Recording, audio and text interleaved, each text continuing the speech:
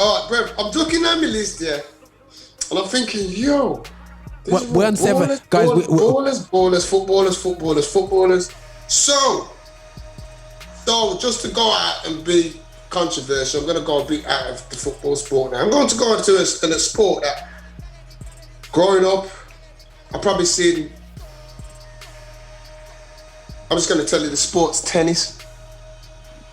And before I saw the Williams sisters, I can only remember seeing 2 black professional tennis players. One was Arthur Ashe. No, I can't remember him. And the other was Yannick Noah.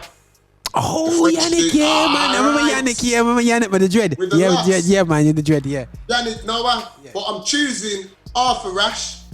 Okay. And the reason I'm choosing Arthur Ashe, because I remember, again, I'm a bit older than you guys, so I remember growing up and my dad used to tell me about Arthur Ashe. We used to talk about tennis because I used to love Bjorn Borg. Bjorn Borg was my guy. Yeah. Okay. I like McEnroe. My dad used to tell me about, I'm a good player, but you're not ready for Arthur Ashe. He used to tell me it's Arthur Ashe. So I Google Arthur Ashe and go, like us again, Arthur Ashe. Bit like Roger, used to wear glasses, bit darker than Roger, afro, well-mannered, well-spoken. First black man, only black man to win Wimbledon, I think. Wimbledon, is it? He won the American US Open.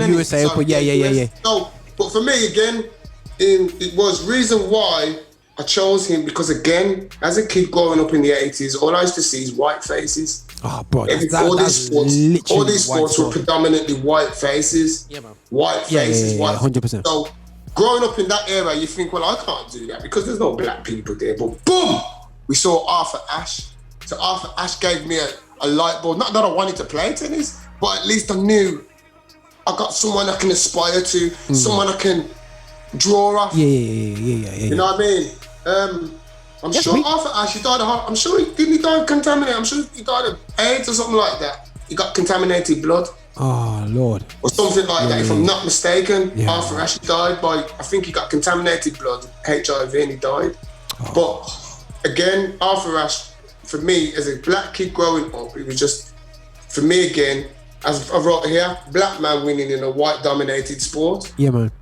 And growing up as a kid from the inner city, I can't talk for anybody for black kids, but that's what I used to love because we're the underdog. We're the underdog. We've always been the underdog. You understand? No blacks, no dog, no Irish, no that. We've always been the outcast. Yeah. So for us, the outcast, to come to the table, fling the table over and saying, we run this thing, salute man like that. No. And remember, we're talking about, he was American, and we all know what goes on in America, the lynching, the KKK, and all that. For him to go through all those prejudice, discriminatory things, and to still excel in that sport as a black man. And I'm sure one of those courts in America is the Arthur Ashe. I'm sure the Arthur Ashe court. I'm sure it's, Okay. I'm sure they've got one in. So for me, as again, Arthur Ashe was an inspiration for me as a black youth growing up, seeing a black man on television play a sport that you got no right to be in the top 10. You got no right to be in there. You know what I mean? 100%, yeah. So that's why, for me, I love those kind of people who... No, bless, that's blessed. Even though they're the underdog, they don't give up, bro. And they never had the facilities, they never had the coaching that the other colleagues had. We are minus 20 before we start, and to excel and to win a title in a period where everything, even court judgments, lying court, everything was going against the black man, bro. Everything was against the black man, bro. You know what I mean? So for Arthur Ashe to excel how he did, and as I said, he opened the door for Yannick Noah, the French youth. And I think he won the French Open once. I think that's the only title he ever won, the French Open. He got to the final.